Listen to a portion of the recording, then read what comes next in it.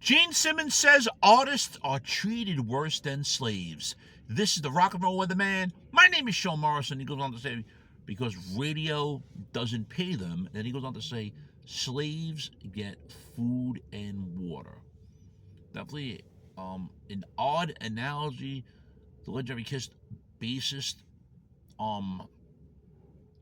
states here he did testify before the U.S. Senate Judiciary Committee Intellectual Property Subcommittee on December 9th of 2025 during the hearing for the American Music Fairness Act.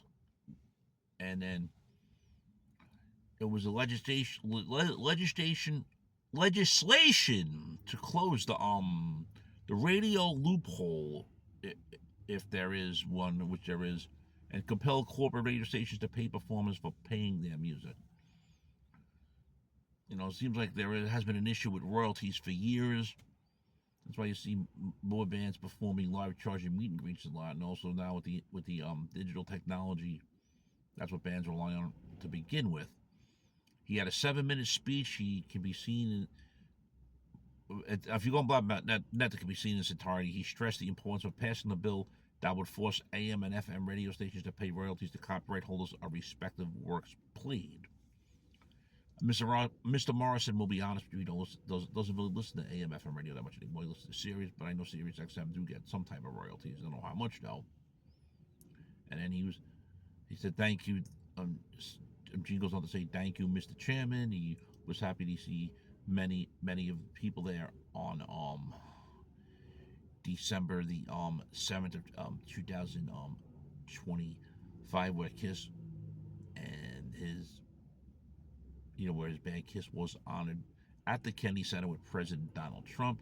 And then he said he met President Trump before he got into politics, and he's happy to remind everybody in this room that President Trump signed the Music Modernization Act in 2018, where it updated copyright protection for the digital area. He goes on to say the world is changing. We got to stay ahead of the curve, and legislations need to be informed of all these things because, to face it, you do work for the people. We elect you, and we expect you to do the will of the people.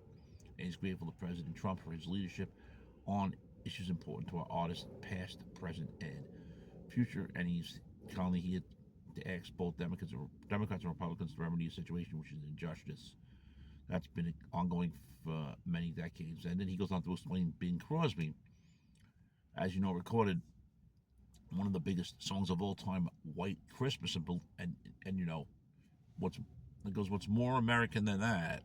The way he said it, I know, because I believe this gentleman's from Israel, the late Irving Berlin. He wrote the song. It's been on AM, FM radio. He said later on FM, originally on AM, millions of times every Christmas, and around the world we are listening to "Dreaming of a White Christmas." It's America's song. Everyone's received their money. He goes on to say, radio stations sold advertising. The plumber who fixed the plumbing got paid. The disc jockey got paid. The only person that never got paid for his airplay, believe it or not, was Bing Crosby.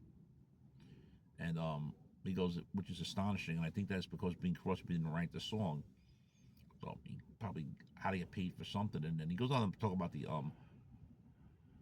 want to talk about why this is called American music? You got to stop there. American Music Fairness Act is an act that's fair because it isn't fair right now, but it's American music.